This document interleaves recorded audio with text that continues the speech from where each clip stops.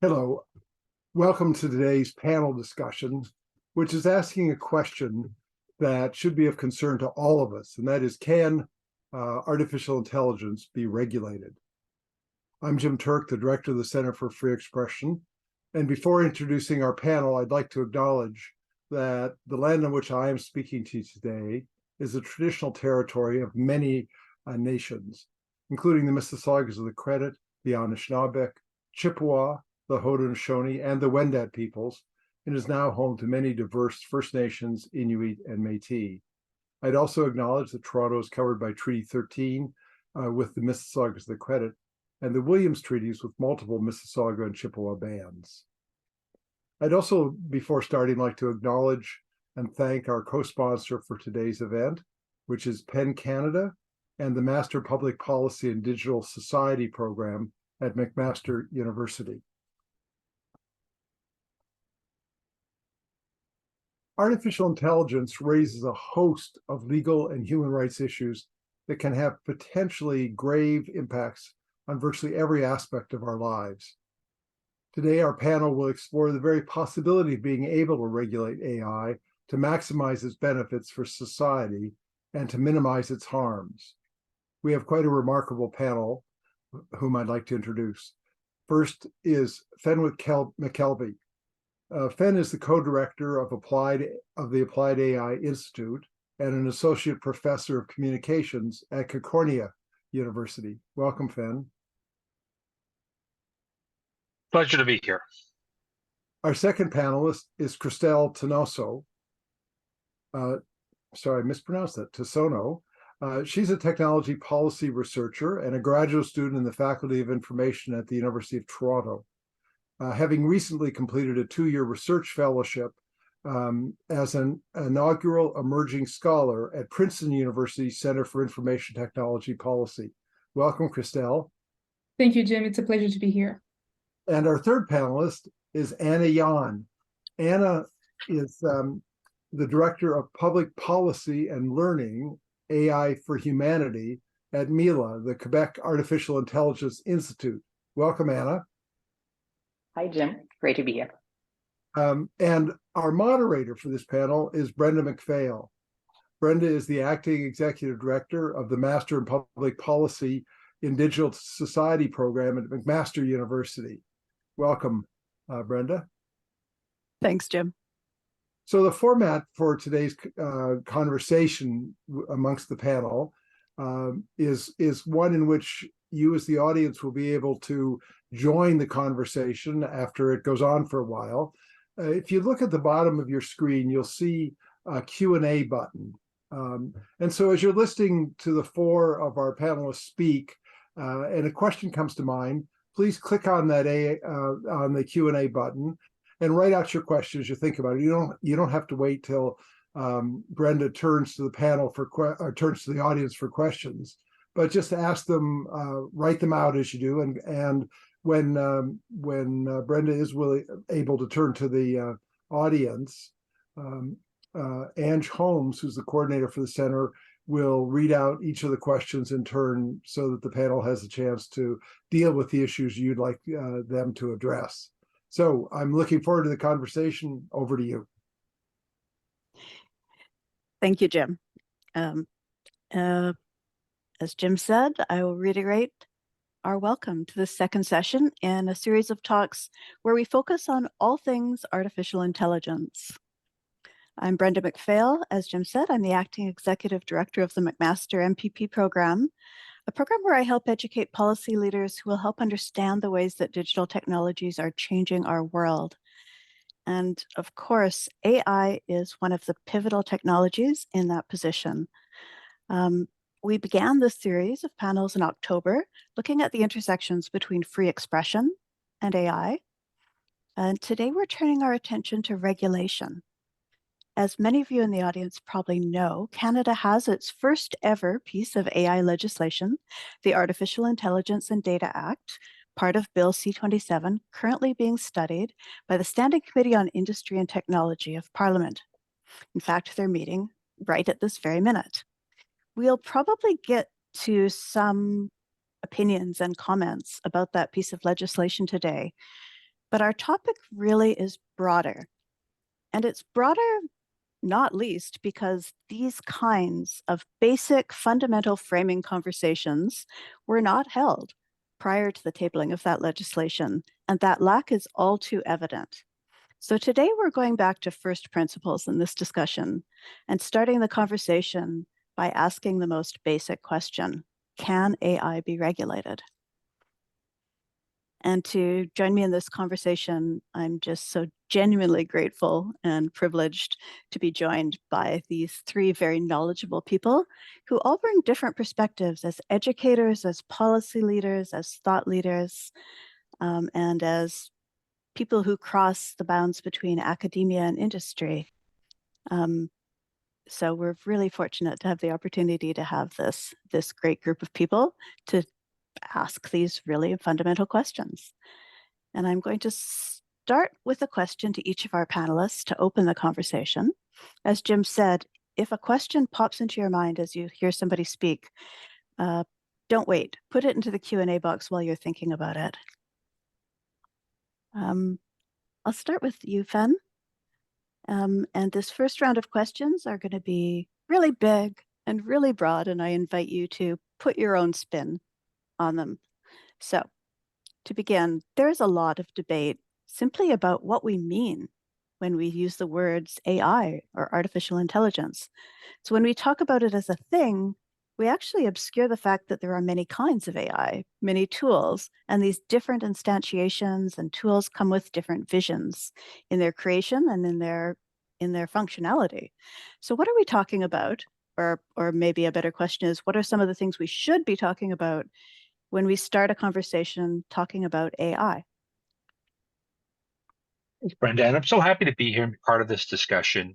And I'm looking forward to the conversation. To me, I really wanted to begin by unpacking this term artificial intelligence. And really, I think I've been trying to reconcile with the kind of consequences of it. And so my answer kind of in some ways is trying to set up just the implications of talking about this technology that we have today and calling it artificial intelligence. Because really, I think that that's at a fundamental level, is that we have these innovations in computing, but these innovations in computing have a lot of significance tied to them in by calling them artificial intelligence. And so I want to attend to a little bit about that, because what we see and what's become clear is that the term artificial intelligence is actually expressing a desire amongst certain developers about trying to create, to replicate, or lead towards a general intelligence. And I think it's really important to say that when some people are talking about artificial intelligence, they're talking about a desire to create something like its own type of intelligence. And that might or might not be the right way of describing it. And certainly I think it legitimates a lot of these technologies right now because they're seen as stepping stones for this, super intelligence. And that comes with a lot of baggage about what counts and what we think of as intelligent, and particularly whether we're using, very Western concepts of intelligence to qualify how these technologies or evaluate how these technologies work. And I think it also then helps kind of situate this moment we're in now, because we have these developments like ChatGPT and Google with Gemini today.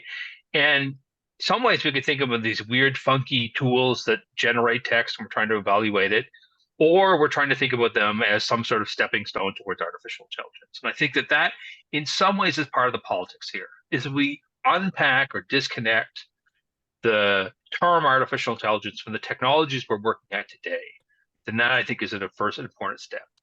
So if we're cautious, we might say that we're in a current paradigm that centers around forms of autonomous computing, for lack of a better word, and that these types of computing develop emergent functions, or what we call machine learning, and these are kind of increasingly probabilistic. So that's kind of this technical thing that gets falls under this category.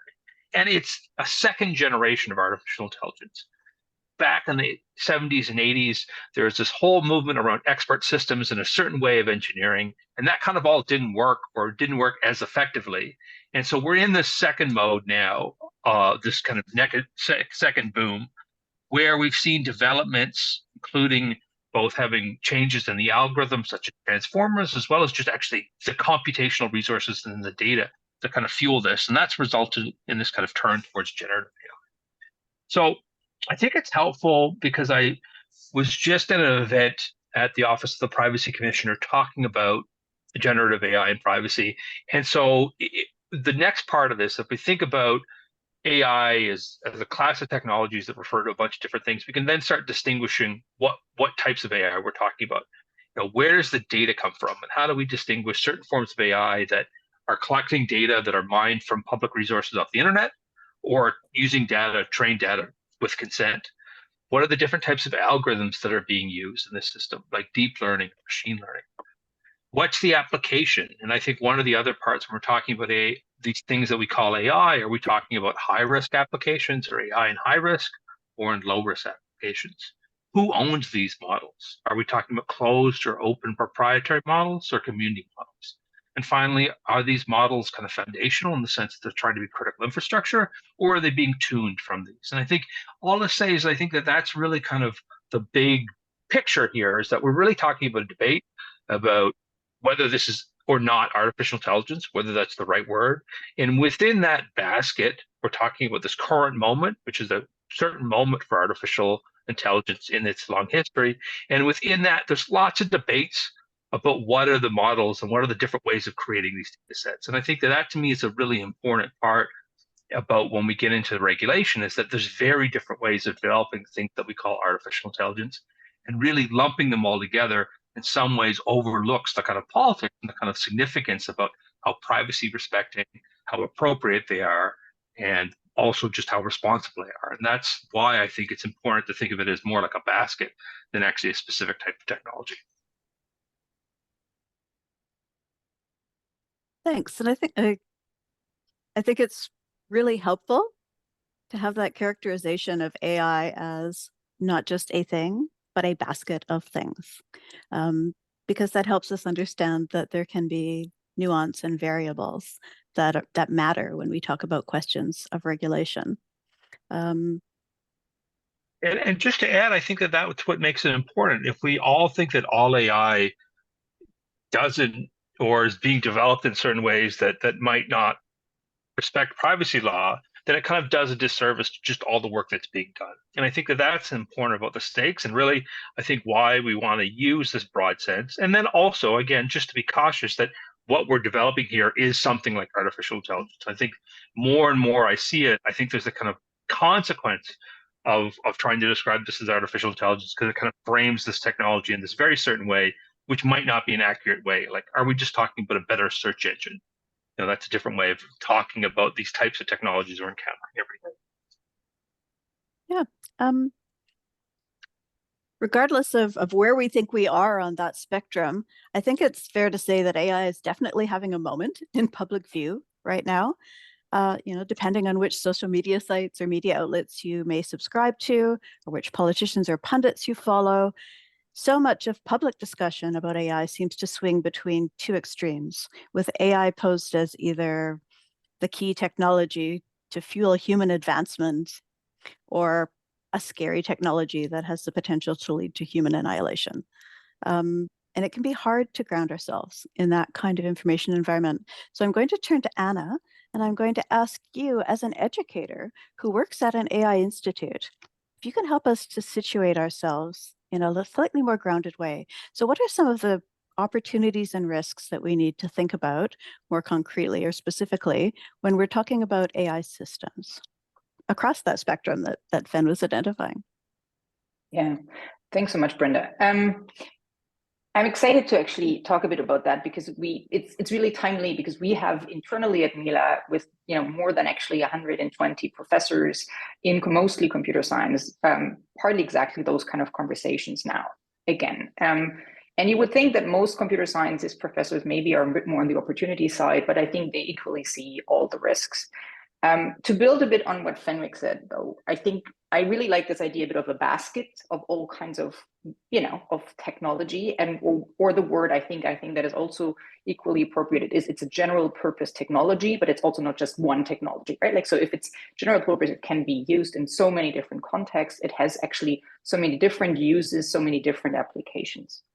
And so that's, a bit, and I think we often try to make some kind of comparisons to other technologies in the past that are somewhat similar. They're always not, they always don't quite capture it. But I think this idea of, for example, it's similar to electricity as kind of an all-purpose technology.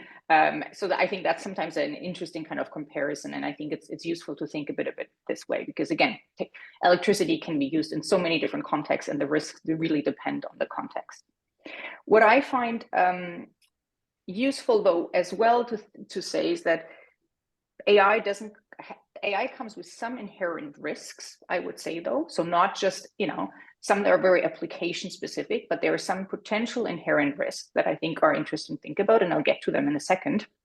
But overall, I would say every AI application potentially has both opportunities and risks. So it's not like there are AI applications that are all good, and there are AI applications that are all risky. So I think that's a way, first of all, I think that is problematic. And so to say every AI, whether this is a recommender system in social media or whether this is used, in robotics, etc., there aren't applications that are inherently good or full of opportunities in those that are not. When we think about some of the more inherent risks, I think just to go back to what is this technology, we have a technology that ultimately is based on data sets and data, and is trained on data sets. So therefore, and those are historic data sets, right? So somewhat in the past, even if it's just yesterday. So that means inherently we will always have a risk of creating a model that is actually not capturing fully, and never will be capturing fully reality. And so I think that as an inherent risk is useful to think about. After that, I think maybe then going a bit on the opportunity side, lots of opportunities.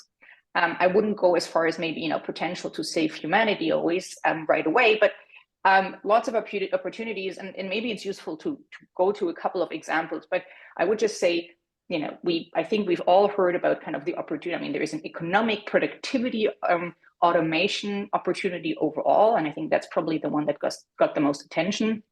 More and more, I think we hear and see examples of applications of AI in areas of climate mitigation, for example. We see examples of, use of AI in health. I think we all heard a bit the examples of how, for example, through we can look at visuals like, for example, mammograms, and AI starts to be actually outperforming humans in diagnosing, for example, breast cancer, always again with a human ideally in the loop, of course, and certainly a human who then talks to the patient about the diagnosis.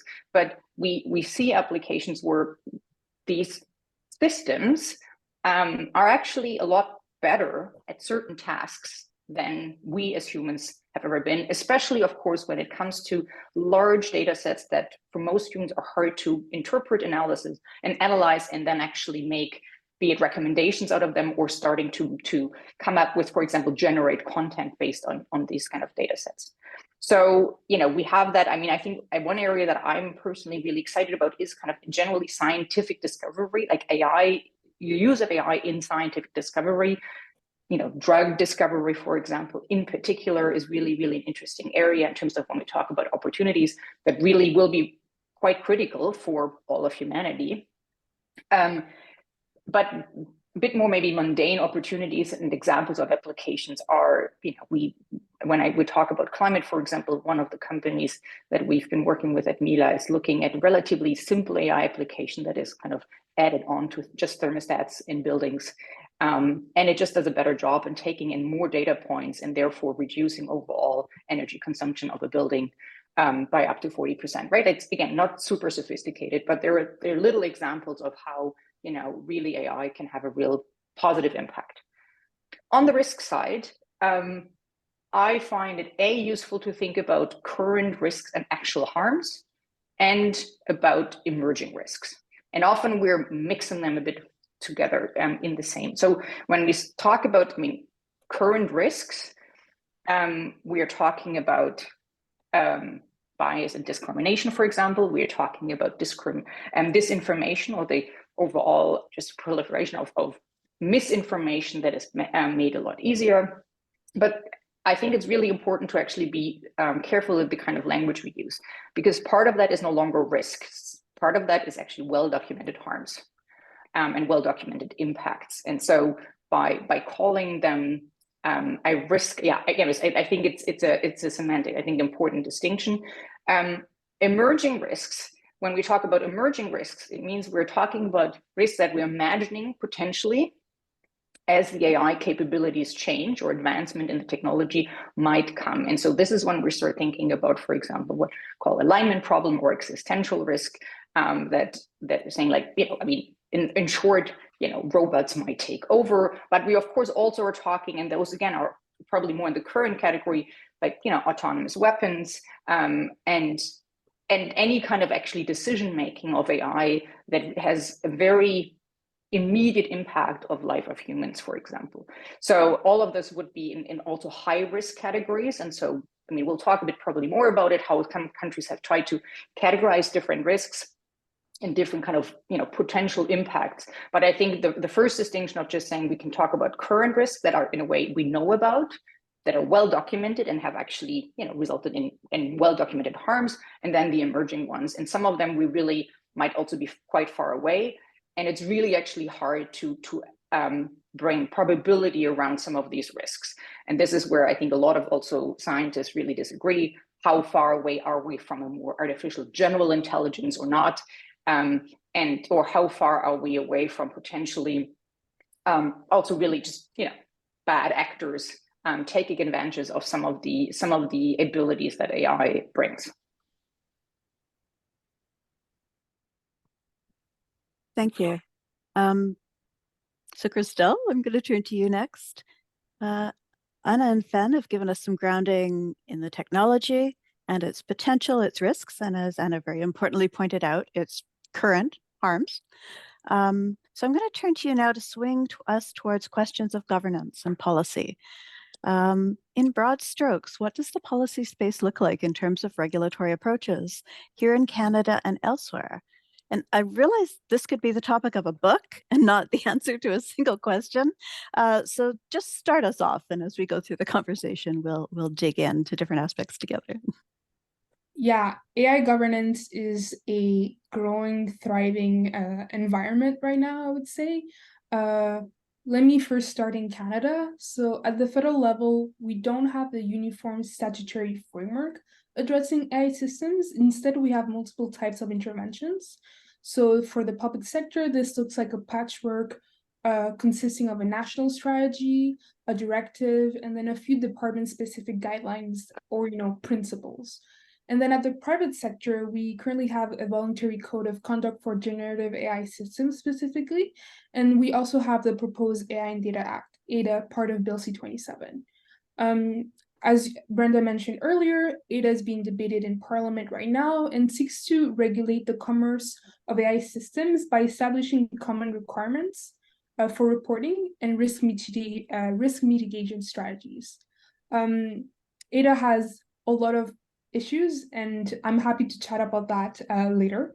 In terms of what's happening internationally, over the course of the past couple of years, we've seen a growing number of jurisdictions adopting legislation, principles, policies, and we've also seen efforts for international collaboration.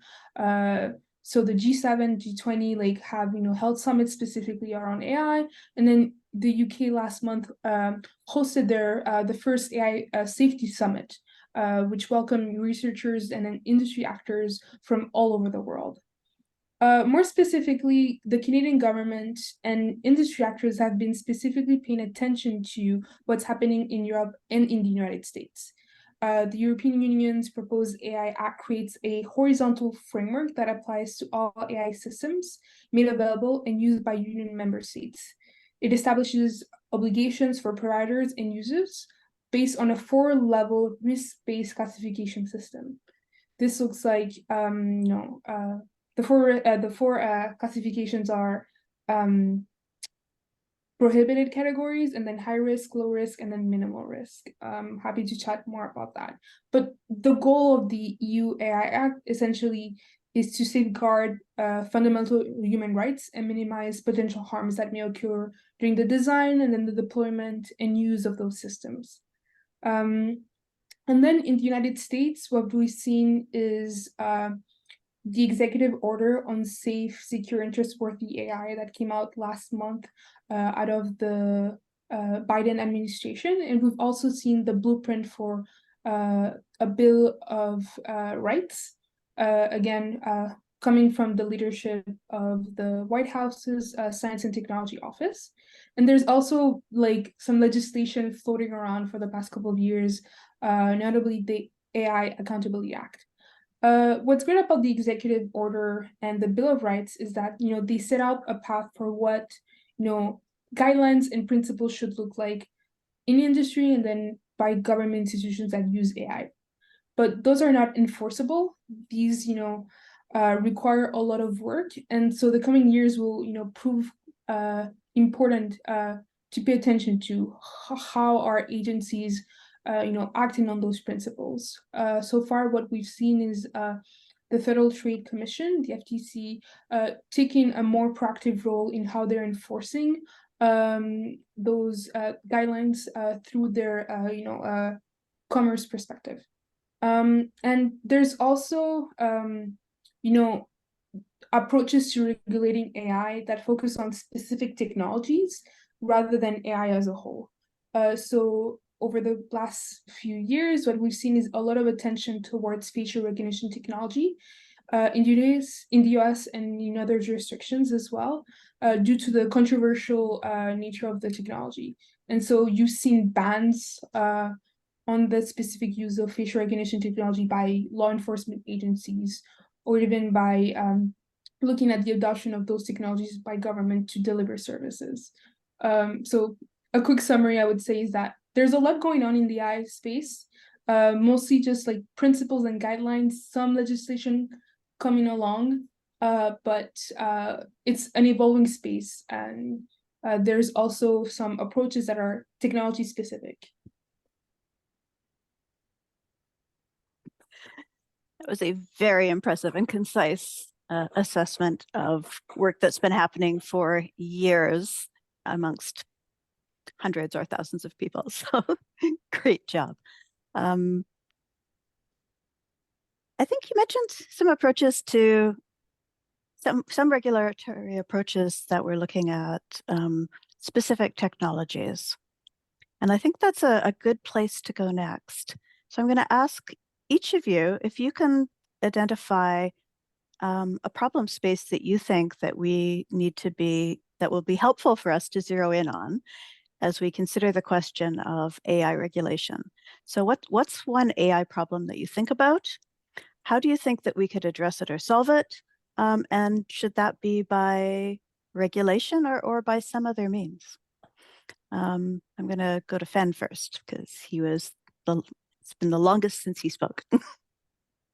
Yeah, I think that it's interesting to me about this type of question because I think Christelle is really pointing at a big debate right now in AI governance, whether we want governance that broad brush and is trying to deal with this kind of big old basket, or are we trying to talk about kind of specific applications? And when you hear some of the justifications for the increasingly less vague but relatively vague Artificial Intelligence Data Act in Canada, part of it is just the challenge of trying to do all that at once and the expectation that you're gonna dig in.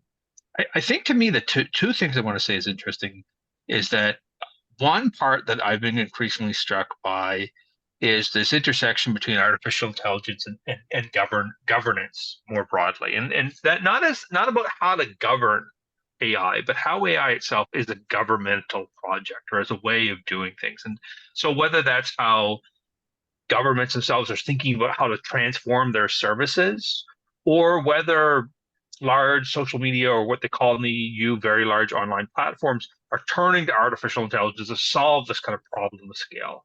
And I think in that sense, that's a really interesting problem area for me. It's about how you basically set up the situation where the only way you can solve it is through this kind of very large system at work. And that, I think, is really part of why there's so much kind of need and attention for artificial intelligence, not because the technology itself is so problematic, but it's become and it's deployed as a kind of solution to these very, very big problems at scale. And I think that that's really part of the tension at work here, is that so much of what AI is riding on in many ways is this promise of being able to solve social problems at scale and efficiency, which is a debatable claim. And I think that willingness in some ways to think about AI as this way of solving kind of social problems is part of the challenge, I think, at work here. I'll go on, but maybe I'll pass it on from there. Anna, you look like you're ready to say something. So sure, I mean, maybe I can narrow in on one thing that I think actually all regulators and people who are trying to figure this out with legal tools, the challenge about what to do with AI is, what do we do with these general purpose systems more and more, right? Like, I think more and more conversations are, of course, and in a way that the whole debate about risks and opportunities that we're currently having and therefore policy is partly triggered by, all of a sudden this thing called ChatGPT a year ago, popped up, and all of a sudden there is a tool that is in any way everyone's hands and can be used. And we are talking about a massive large language model that can generate content, and we see the same in kind of generating audio, generating images. So we have these massive general purpose systems that all of a sudden, though, and even though, because lots of regulators, including in the EU, are trying to be a lot more, well, either we're doing it, we're regulating by sector, or so even if we have a relatively broad stroke, we're trying to classify, we're trying to say, okay, well, there are different risk levels, or we're trying to say, in certain areas, the moment we, for example, are in the health area, we always have to do X, Y, and Z, etc. So we have started to look at AI in the last few years, always through the lens of, okay, well, ultimately, context matters and purpose of this technology matters, and we're going to try to regulate it around it, either with existing laws, by the way, which I think we always keep forgetting a bit, or with new laws. Now we have these, though, I think, general purpose systems, which is another way for partly generative AI, maybe a bit broader, do pose a new challenge, because they don't have one purpose and one use and one application. They're designed especially to actually have all kinds of different use and applications. And we see, of course, all kinds of APIs, attaching to them and do all kinds of things. But it still often comes down to the one model. And I do think that is a real challenge for regulators. So on one hand, of course, it's an argument to say, well, broad strokes still make sense because we have these broad systems that are used in all kinds of different ways. But still, let's remember one model, one massive model that has basically slurped up all the content of the internet. And by the way, we know very little about how it actually works. And we, though, have in most cases emerging a bit more kind of purpose or intent-driven regulatory approach. And I do think that really poses some really big questions for regulators. Anyways. Go ahead. And I just want to jump on Anna's comment, because I feel like I'm on the hook to help with the definition of AI. And I feel like there was a lot of terms going on there. But I think one point, just for clarification for the audience here, is I think there's kind of three things that are happening at once bundled into ChatGPT. So the first is this proposal, which Anna mentioned, about being a general purpose AI system, which I think is a big claim and a very different shift from what we've seen with more application-specific or case-specific AI, is that there's a turn all of a sudden to say, this AI can do a bunch of things and we're figuring it all out. The second thing that's happening in tandem is many of these general purposes AI are seen to be generative. So they're creating content. So that's where you hear general purpose. You also hear generative AI, which is trying to create content, whether that's Stable Diffusion, where it's creating images, or ChatGPT, which is creating text. And then the third term, which you might hear, is a foundational model, which is this idea, and this gets into an issue about you've trained, and these many companies are investing billions of dollars in training one model to be the critical infrastructure to do lots of other work. And so ChatGPT is three things at once. It's a general purpose AI, it's a generative AI, and it's trying to be a foundational AI. And so in my case at Concordia University, we used Microsoft's AI stack. And at some point that will have Copilot turned on, and we'll have OpenAI's tools embedded in all of our word processing suites, which is another conversation. But I think that all I'll say is that I think that that's one of the things, is that there's three parts of this debate that are happening right now. Like, what are the consequences of general purpose AI? What are the debates and risks of generative AI? And then what are these kind of questions about power and concentration when we're talking about foundational models that Anna ended on. So, but I just wanted to point that as a point of clarification. I hope that's helpful. Yeah. And something that I want to highlight that I do have a big problem with AI is the premature deployment and adoption of those systems. Oftentimes, we're being sold systems that do not work, falsely claim to have certain capabilities, and then when we adopt them, a new suite of harms just emerge. And we're often sold these products with the assumption that they're going to solve a problem. But that doesn't mean that they're built in the public interest. To me, public interest is ensuring that public funding that is used to develop these systems, in research centers all the way to the water, electricity used to power those data centers. Like, to me, it means that, like, we need to go back to values of including communities who are impacted by those systems. So to me, it just feels like there's a moment of AI hype going on in the country that doesn't critically look at the functionality of the systems and forgoes public interest in the benefit of financial capital accumulation. Yeah. I'm struck by Ben's comment about Concordia and the being built around the Microsoft stack. So I'm at McMaster. We are also, and the university has been going through the debate about, do we, in our institutional systems, turn on or allow the AI to be turned on? And they have actually managed, it seems, to negotiate a promise that these systems can be turned on at our university without our data, our members of the university community, being fed back into the system for ongoing training. I don't know quite how they've achieved that, but there are really interesting questions about sort of institutional power versus the ability of individuals to have the same kind of privileges to opt out around this data. And of questions about, who gets to decide when these tools get turned on in our lives. When is that in public interest, as Christelle was saying, or personal interest? When is it driven by institutional interest, or when is it driven by, the natural and reasonable, but also sometimes rather overwhelming drive of the companies who develop these products to profit from them? And so they're going to roll them out and say, here, this is the new version, take it or go away. Fen, you were twitching. No, I wanted to just say that I think this is an interesting point in the AI regulation space, is around kind of relationships and asymmetrical bargaining, like for using an economic term. But I'm trying to articulate it because this is something we see in platform governance, where you have creators that really feel, and we know this from the researchers, feel a loss of control and are really dependent on one or two platforms for their livelihood and income.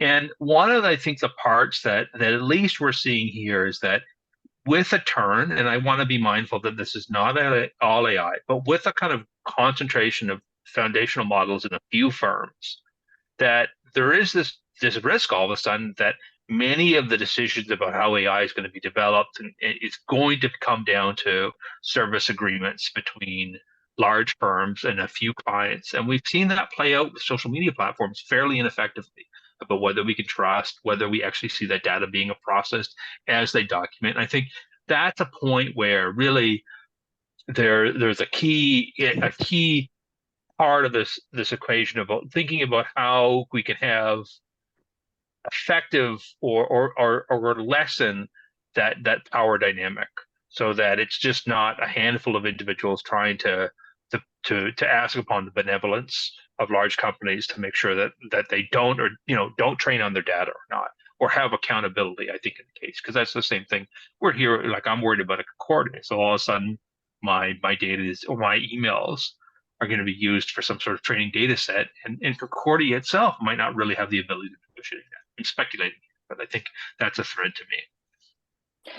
If I can maybe jump in on I think the one other kind of power differentiator or real issue, I think, or imbalance that I see is actually that around kind of knowledge and capacity, right? I mean, in addition to kind of the imbalance that we see between actually individual users or other institutions and platforms or companies, is that we are now, when we talk about regulation, we have governments on all levels actually of government that are trying to catch up, figure out how to regulate this technology without necessarily actually having a lot of capacity and knowledge about it. And it's currently quite hard to actually get to that because it's a relatively small group of people, computer scientists, who partly understand, build, deploy, etc. these systems. And it's not so easy to build that capacity in governments, big and small, even harder for smaller governments or different levels of government. And so this knowledge gap is, I think, a real problem, and that I'm not sure exactly how. I mean, we're trying to address that, for example, at Mila, with offering partly just really programs for policymakers to understand the technology better, but obviously also to have more ongoing dialogue between researchers in computer science and policymakers, so have more of an ongoing conversation and dialogue, so that they can better communicate and translate where the technology actually is, and therefore what policymakers have to worry about. Because the one challenge, of course, and it might be obvious that we haven't talked about yet, is really just the timepiece. I think we've rarely seen a technology or a thing that was newly invented that then needed to be regulated, that is moving so fast, and in a way so opaquely, right? Like, we don't actually know, partly because all of what's happening and all these advancements partly happen within research and are open source, but a lot of it, and actually I would say the majority of it, is happening within the private sector, and they're, let's just say, reluctant to be transparent about it. Yeah, I mean, when you talk about the need for education and the gap in policy leaders, I think that there is an equally important need for education amongst the public, because everyone is getting bombarded with, all of the hype and all of the angst. And it's very difficult for members of the public to make any sense or to make reasonable informed decisions or develop opinions based on the kind of, stories that we see in the news. So, Christelle, I think this is an area where you're would have contributions to make. How do we do a better job at bringing people along in this technology? It's really hard to ask people what they think, how they feel, how far they think their governments and their policymakers should be going in facilitating the use of this technology or protecting them from it, or somewhere in between that spectrum, if they don't know what we're talking about. So how has civil society been attempting to fill that gap? And what do you think about ways to make sure that it's not just academic values or industry values that are being communicated to policymakers, but also public values? Yeah, that's a really good question, and something that I've been thinking about ever since ADA came out. For context, ADA came out in the absence of public consultation. So there's been a lot of catch-up being done by civil society organizations and then academics and law practitioners in general who want to contribute to the law. And to me, it goes back to intentionality. So when we're putting forward interventions that go from principles all the way to legislation, we need to ensure that, like, at each step of the development, we're thinking about including the public. And this means setting up spaces for different types of consultations, not just like asking people to write something and submit it online in a web digital obscure web platform that is inaccessible to the public. I'm thinking about like going directly into communities and taking advantage of the fact that like there's so many groups already concerned about this and trying to understand what's going on. I feel as though if we're more intentional about our approaches, we would be able to foster greater collaborations and inclusion of marginalized communities and the public as a whole. Yeah. But if I can add to that, I think it makes really, I think I agree with absolutely everything Christelle has just said. And I think there is a real absence in public, in a way, debate and discussion about how do we regulate this. But I think, I think part of the issue is even that, we're already doing a pretty poor job in actually saying what is the technology in general, right? Like, so even the basic, I am partly understanding. And I do think it's a really good question, though, to ask, like, who should do that? Because I think part of the challenge is, of course, everyone who does it in whatever shape or form has also a certain kind of narrative, of course, and interest that goes with it. So, and I think the art or the idea that we just need to, bring more, starting in K1, everyone should learn about AI, I think is always a bit not the most pragmatic one, right? Because, this is not so easy to change curriculum, etc. So I think there is that challenge, like, where is this information coming from? Who gets it? How do we, have a conversation? The second part, though, actually is then, of course, how do we have a conversation on how to regulate it? But in between, there is the whole question, who has the conversation in a way, as a society, how do we want to deal with this, right? And that is outside actually of regulation. Regulation is one tool to think about risks and opportunities of AI. There are lots of others, including, ethics, all of these, there are kind of societal norms and ethics and ways of thinking about all kinds of things that I think we haven't had enough opportunities to talk about, to debate, to discuss, find consensus, and obviously also, be clear of what those tensions are. So currently, partly because it's moving fast, but partly because there is a reluctance, maybe also, or it's just hard to do in many cases, on how do we create those kind of spaces for more public debate, education, debate, discussion, and then ultimately, though, integration, and therefore when these ideas hopefully eventually are informing regulators on how to go about it. But I want to pause here too and really stress that part of what I was trying to get at in opening up what we mean in debates around artificial intelligence is trying to grapple, I think, a little bit with the consequences of a really tangible push towards a general purpose AI. And I think that I'm not trying to paint a broad brush here, but I think certainly there is a sense that we're investing in this one approach to artificial intelligence. And particularly the kind of opportunity we see with generative AI is that there is a sense that this is going to be a stepping stone towards a functional general purpose intelligence. And that's a presumption, right? And that's a strong motivator. But I want to say that it has consequences.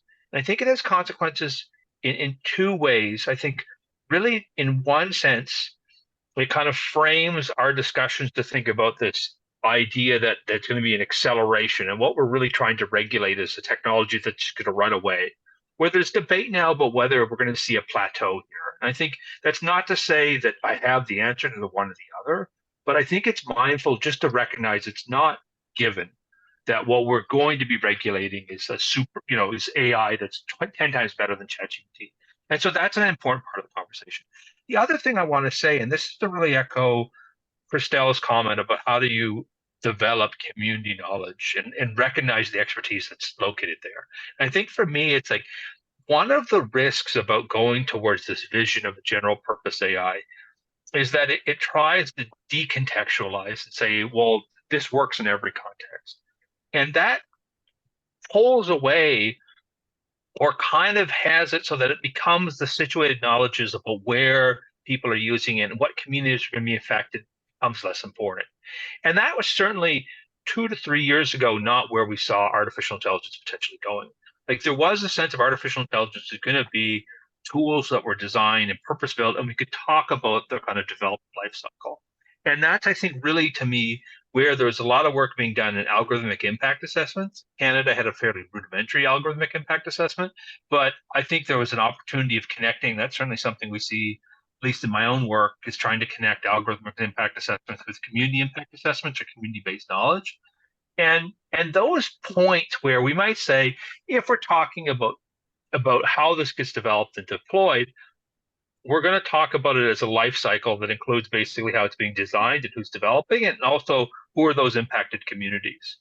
And that, one of the things I worry about is as we go from an earlier version of kind of context-specific AI to this general purpose AI, we're really losing sight of the fact that we're losing this ability of saying, well, what are the contexts, and disconnecting it from those voices that matter. And I think that that's a very significant turn and a downside to the kind of hype around general purpose AI that I want to be mindful of.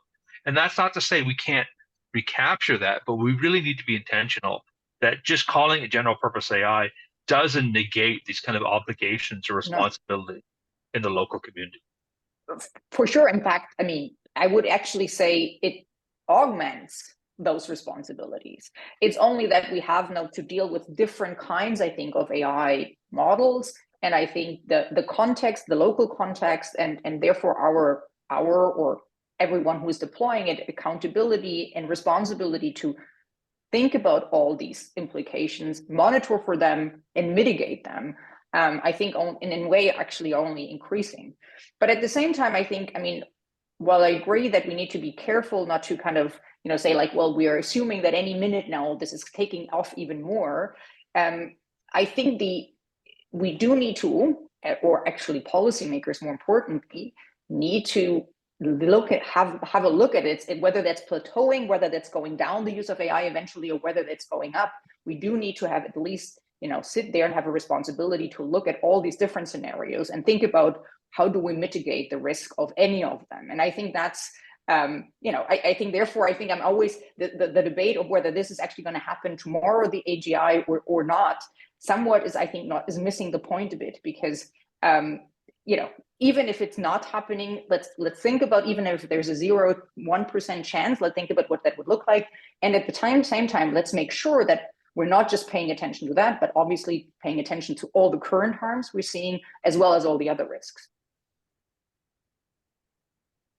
One issue, of course, with regulation, when we're talking about regulation in the form of creating legislation, laws, is that it's time-consuming and it's political, and it tends to be very sticky, because once you've got it in place, it's very hard to change again.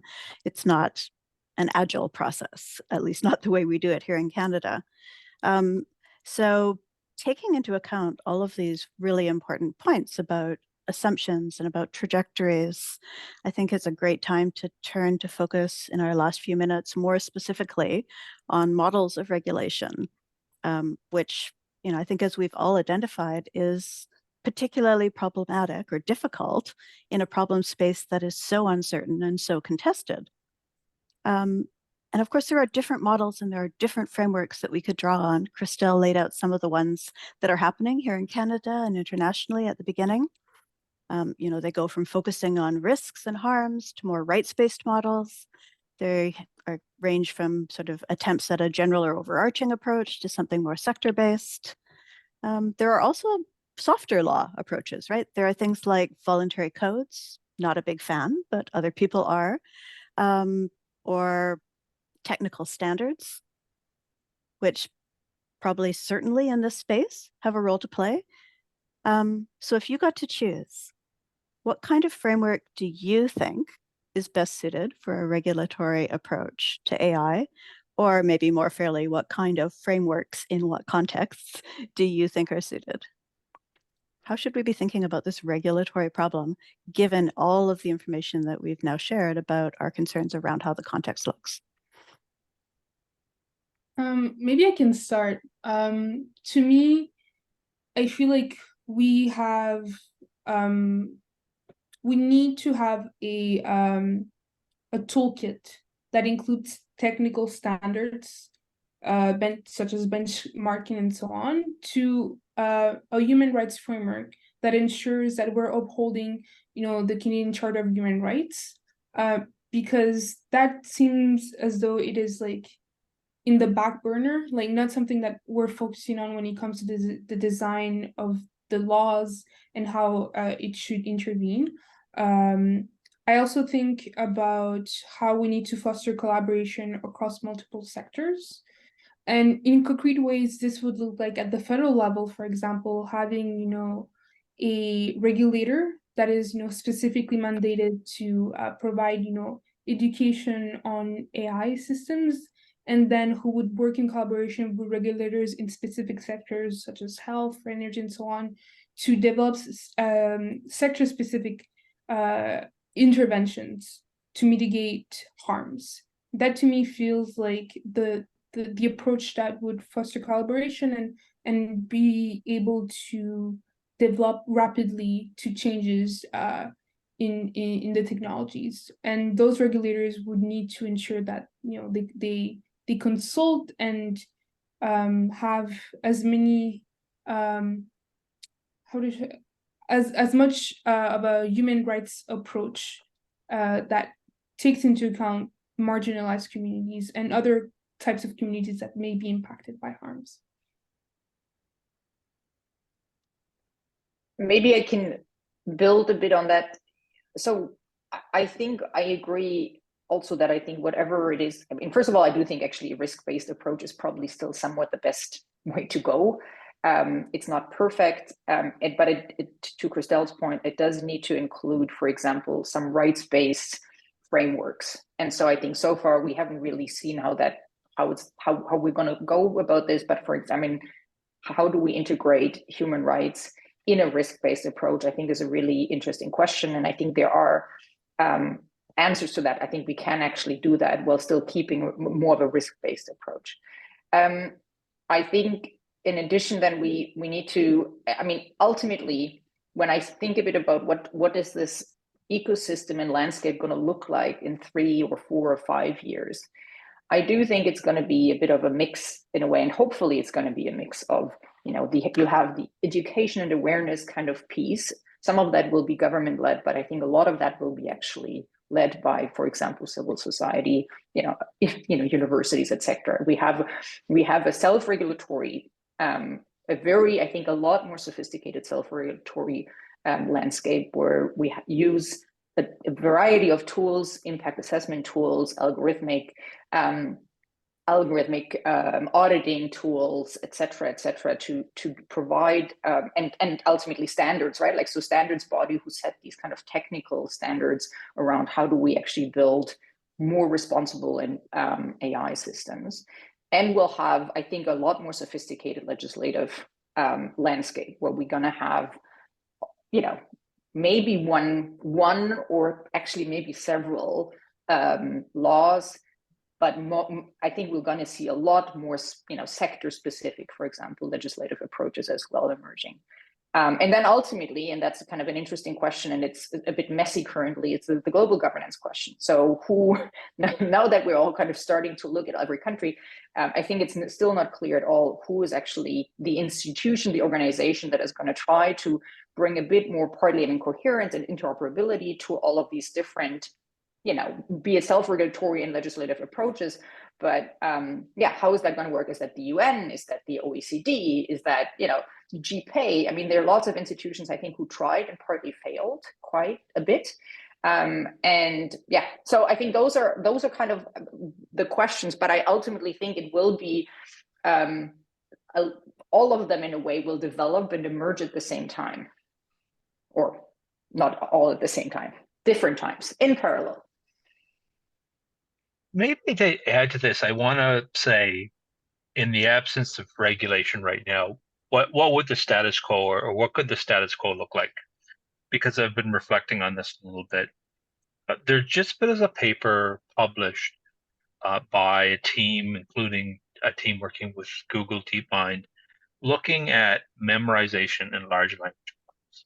And the project was looking at where and whether a large language model, what data includes inside of it. And what the team found was that if you, and this is the interesting hack, you asked ChatGPT to write a poem and then repeat that poem indefinitely, at some point, ChatGPT would start spewing up its training data raw.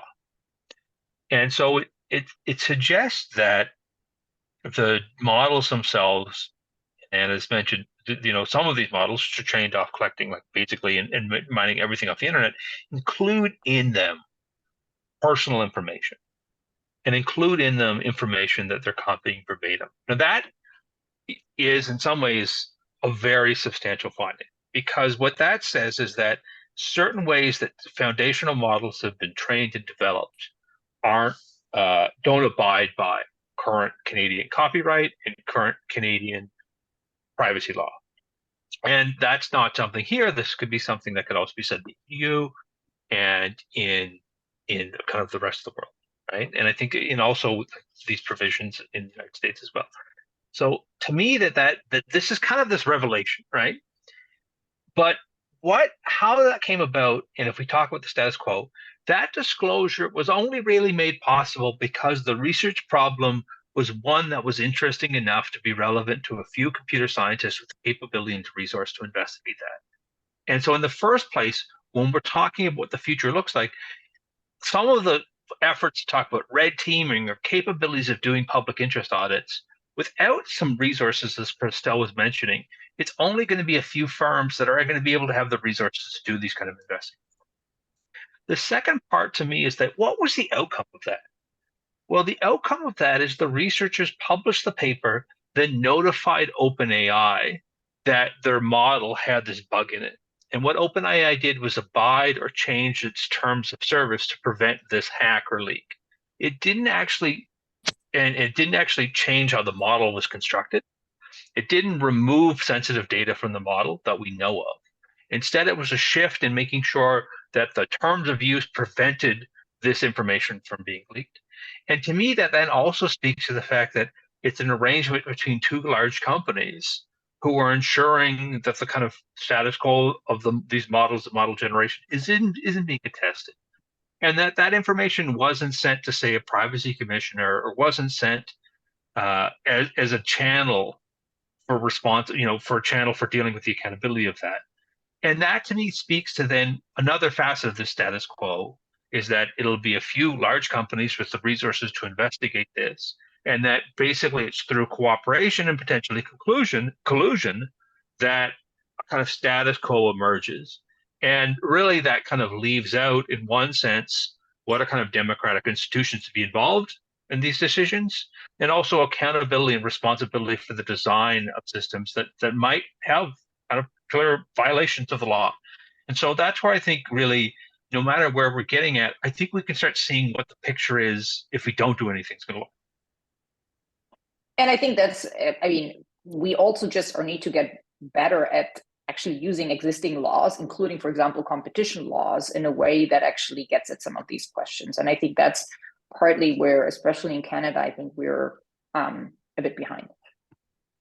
And I'd also say that just was released today, the Office of the Privacy Commissioner has released a statement on recommendations for the use of generative AI.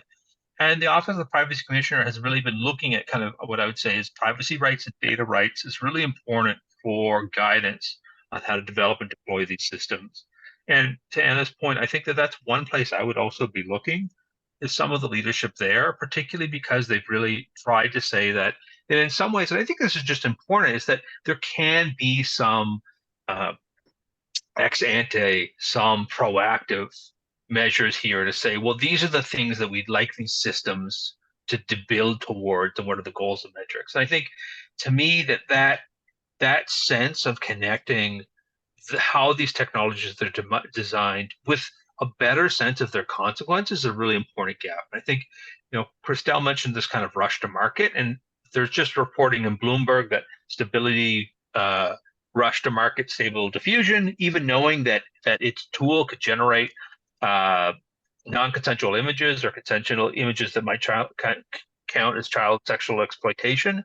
And those seem to me that gaps or lines in the sand that might have been better considered. I think that that's really partially where we need to kind of have the sense of like, what are the responsibilities here, and what are the ways we actually could build in responsibility and development. And then I think in tandem with that, how do we ensure, make sure that we have a better guidance or better ways that either that's communities or empowering civil society to actually be able to participate in discussing what are the lived impacts of AI. I mean, I think what this raises for me, and of course, I'm somebody who thinks a lot about privacy and data, we haven't really, we've only touched on data peripherally as it wends its way through the conversation. But some of the hype that we've talked about, some of the sort of optimistic imaginaries around how this the benefits this technology can bring to us, I think is leading towards an unfortunate willingness to skip over the reality that copyright laws as they currently exist are probably being flouted. There's a great piece, CBC published something today where they found 2,500 copyrighted books written by more than 1,200 Canadian authors were part of a massive data set used to train AI, all, non-consensually. We've got a privacy law linked to the ADA in Bill C-27, which in many ways, I think, deliberately is attempting to turn on some of the taps and for data to flow into these systems. And some of that is probably directly attributable to this idea, at least amongst our political class, that Canada's economic future depends on our getting AI right, being a leader in that area, and making sure that we have a hospitable environment for the development and use of these technologies. So all of these large questions get caught up in our bigger question, which may be verging slightly from can AI be regulated to how do we do it given this incredibly messy problem space. But we should turn at this point to see what our audience thinks of all of this. So I feel like probably the 3 of us or 4 of us could just keep on going for the rest of the time. So Ange, do we have some questions? Yeah, we do.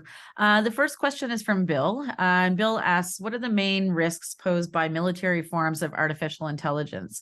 And what are the main obstacles to regulating these kinds of risks?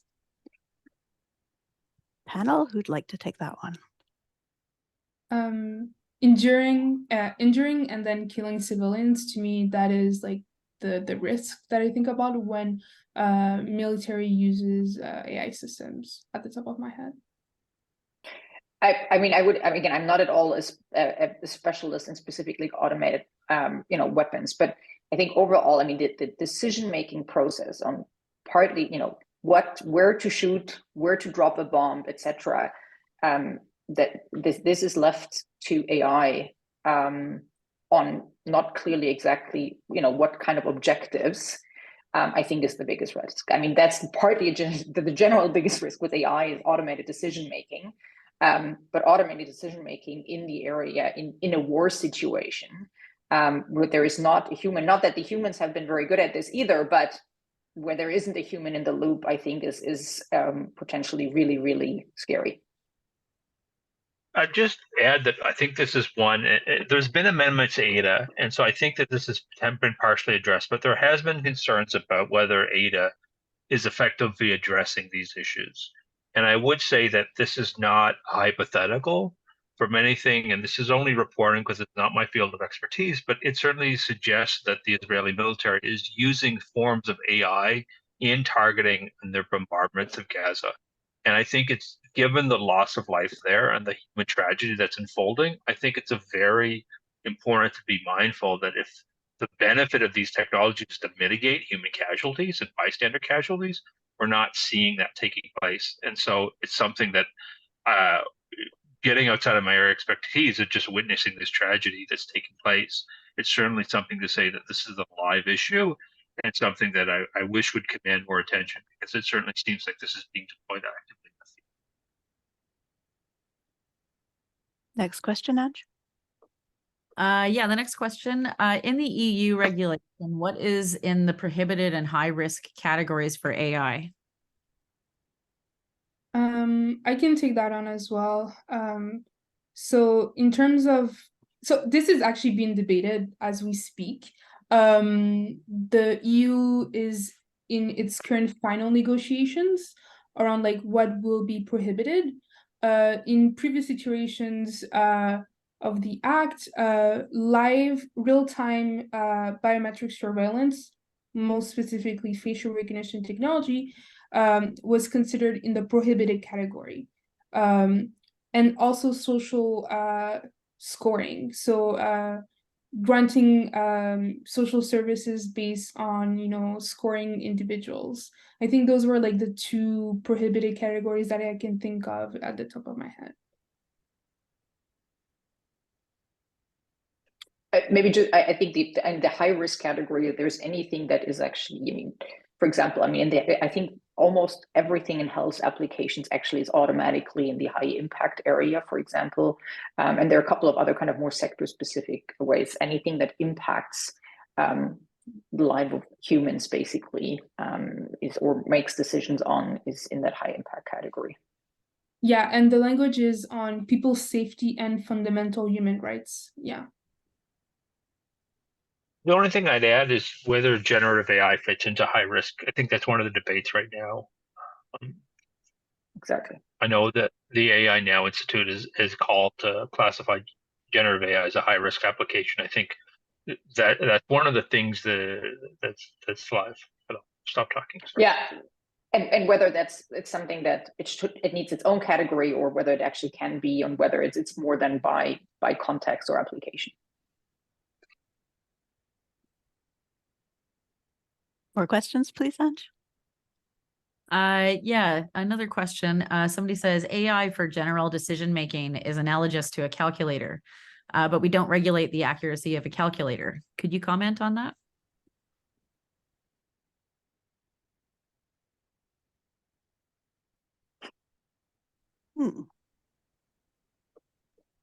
Maybe I'll just say that, like, if you're in Ontario, there's in the old Ontario beer glasses, there'd be a line where you're supposed to fill the beer up to. And I do think that we regulate in all kinds of different places for accuracy and requirements and general decision making. So I think that it's important to, you know, talk about the metaphor, the context. I think of one of the things, just to echo, I think there's a consensus of our panel is trying to avoid a hypothetical big picture situation and really trying to talk about the actual risks, like what we're getting at in talking about the high risk applications of artificial intelligence. Yeah, I think we need to, I mean, metaphor can be a really powerful framing, and humans are not numbers. And when you press a button on a calculator, every time you press the 4 button, you're going to get a 4. But when you're making a decision about a person, it matters whether it's Fen or Brenda or Christelle or Anna.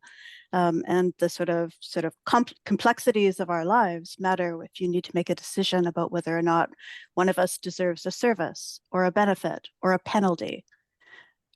So an AI is being used to make that kind of decision. So it's not a matter of saying, do Brenda and Christelle add up to 2? So I think that the calculator metaphor, I challenged that one a little bit. Well, plus the calculator, we know how the calculator comes to its decision. With AI systems, we in most cases don't know that anymore.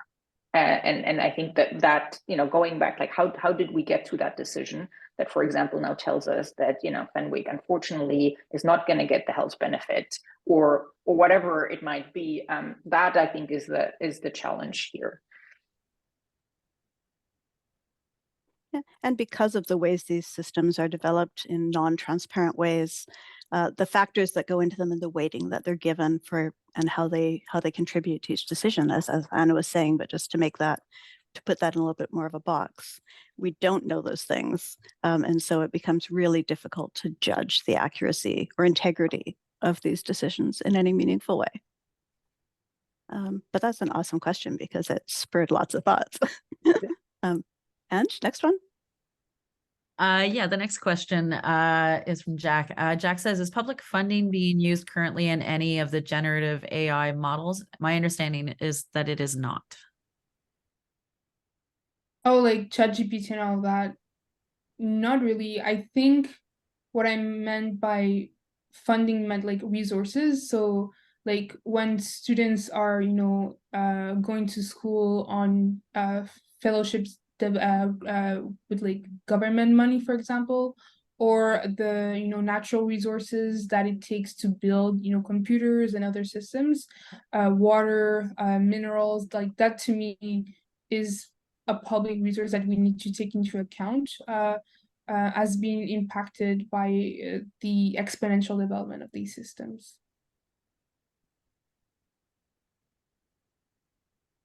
Thanks, Christelle. Next question, please, Ange. Yeah, the next question. What are specific examples of restriction that have been enacted through legislation on AI thus far?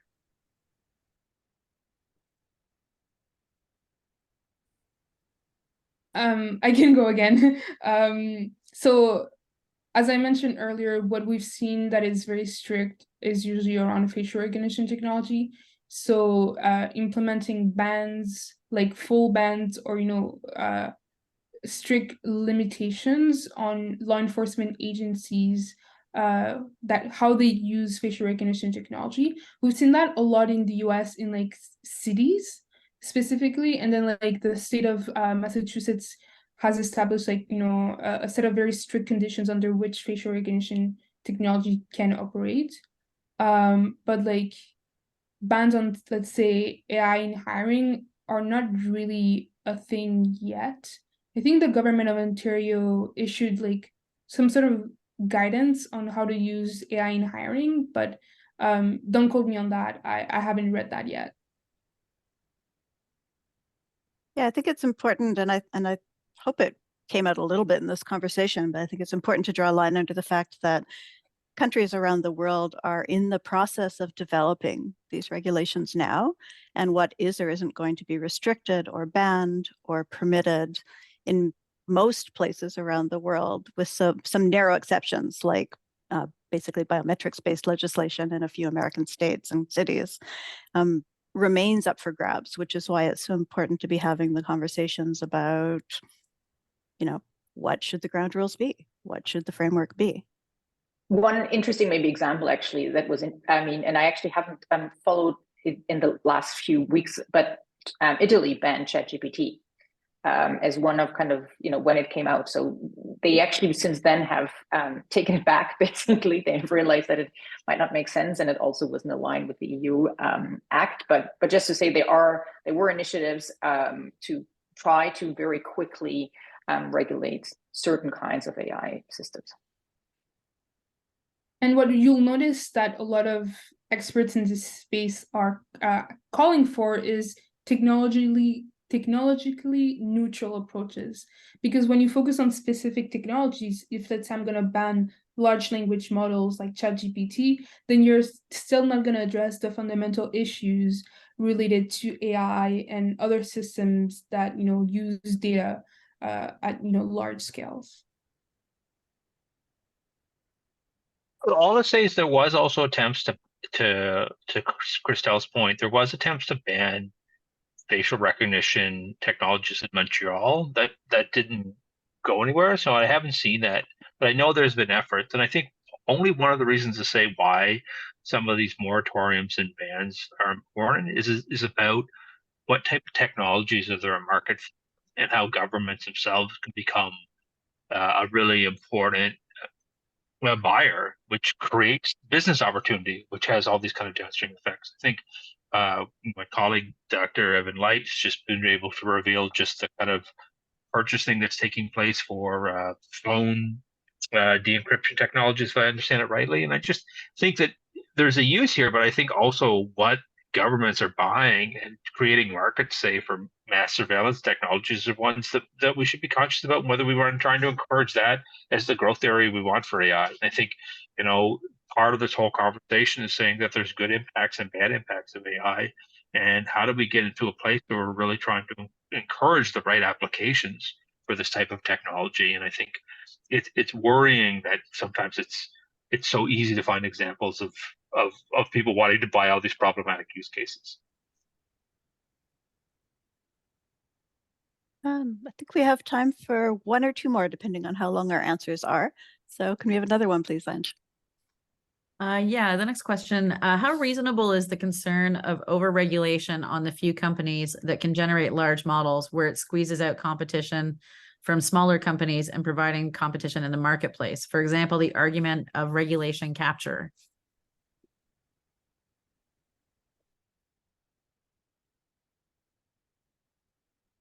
Any takers? Well, maybe just, I mean, I think there are a couple of things to unpack in this question. I mean, so there is there's always been a concern by some, well, mainly industry, to overregulate and therefore, let hinder innovation. So, I mean, I think this is an argument that is made in lots of cases, and I think there's always the fear maybe we're overdoing it, and maybe we, for example, I mean, especially I think in Canada there was a real concern that we really the country invested a lot in this new technology, and it's the tell information around this new technology, and now if we're over-regulating, all these AI computer scientists might now leave to go to the US. So I think that's an argument though that I think has mainly been unpacked in the sense that or say like this dichotomy between innovation and regulation, I think is generally just not, it's just false. I think we have lots and lots of examples of where actually innovation has, regulation has contributed to actually a more innovative and a more competitive environment, partly, again, by actually leveling a bit the playing field, etc. So I think there are lots of arguments so that dichotomy actually doesn't make sense. There is, I think, a real interesting issue around ultimately, eventually, as we see regulation emerge, of regulatory capture. And I think that is mainly because we're just partly lack capacity in government. And so the moment we're going to go get more sophisticated into the kind of different regulatory tools we have, and for example, we're going to get really technical around standards, and we see, for example, already that some of our standards body are mostly populated actually by industry. I think that is a bit worrisome, and there is a real, I think, risk around regulatory capture. Again, not actually necessarily because government says, well, industry, please tell us, but more because they lack the capacity to come and have that level of sophistication, knowledge about these systems.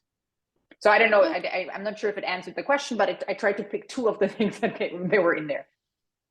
Yeah, I mean, I think there's also a reasonable concern in Canada's process, which is grounded in our Ministry of Industry, that Canada has been looking through a very economically focused lens at this question, to the detriment of other lenses that could be reasonably also brought to bear.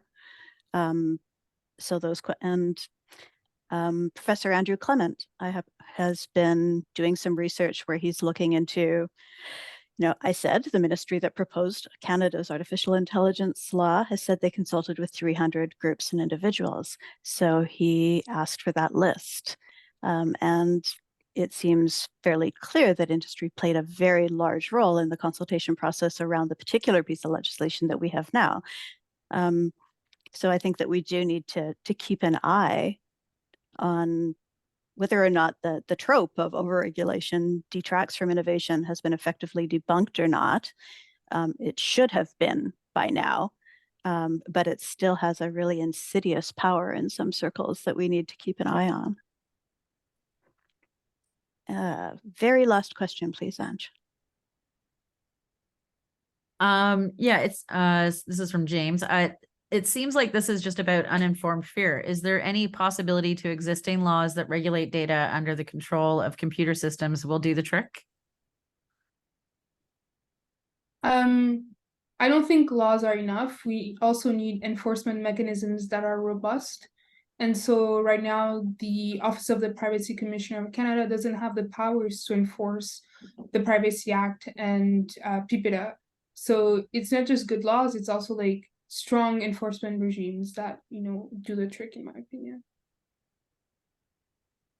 But I'd also just say, not that, like, for some of these large models, and I've written about this, like, it's not clear they're legal right now, and I don't want to. I just don't want to normalize it. And I was just at the event here, and like, I don't entirely buy copyright as the solution for this thing, but copyright, like, there's a real example that if you can't train a large commercial model on, and basically just even copying it, not even training the model, but the act of copying all the stuff could be a big violation of the Copyright Act, but used for commercial purposes. And so I think it is really important that one of the challenges here is that very broadly, some clear rules that were on the books weren't part of the design of some of the kind of critical models that are happening today. And I think we're trying to address that. I think that's a challenge because it really undermines the legitimacy of all these discussions if we just say, well, they did this is an exception, and we're just going to move on. And that's a big part of the debate for me. So I just want to say it's not that there isn't existing laws, it's just how much we're taking them seriously or not, which is a bit worrisome. And how much do we enforce them, and how much, again, though, do we have the capacity and knowledge to actually do that well? I mean, I do think we will see probably litigation cases coming out of the US that actually will probably, address some of that. But I think right now we're not taking advantage in a way of the existing legal framework. But having said that, I'm not sure if the existing legal framework would cover all the different risks. I do think there might be, and that maybe, again, we haven't been thorough enough in our analysis of what are the tools that we have at our disposal and can we use them, and maybe then what's left over and that what needs to be then additionally regulated. And my hunch would be that there are definitely things that are left over and that we need to think a bit about. Whether we do that with a broad brush approach or more targeted is another question. But I think, would be a great start to be a bit more sophisticated in the application of existing law. But it's also, that's a bit like saying lots of things would be nice. I think, again, it's about capacity building and being a lot more sophisticated. And I think to Fenwick's points, like not to normalize it and to actually say, no, wait a minute, this is happening. What are we doing about it? And what are the next steps? I love that as an ending point. Thank you to all the panelists for raising those questions. Wait a minute, what are we doing about it? What should be happening? Jim, over to you to close us out. Well, I want to thank the four of you for a really engaging panel. There's so much to talk about, and as you can see, the audience was really interested. We have far more questions than we could get to. So thank you for your contributions today, and thank you to the audience for your engagement with us as well. A video of today's conversation will be posted on the CFE website tomorrow.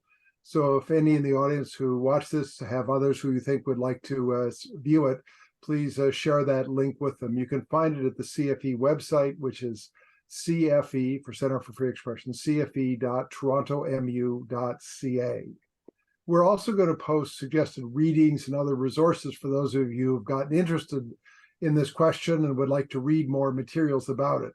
So both those will be on the CFE website tomorrow, and I hope you'll share that information with others. I'd also like to say this is our last event for 2023.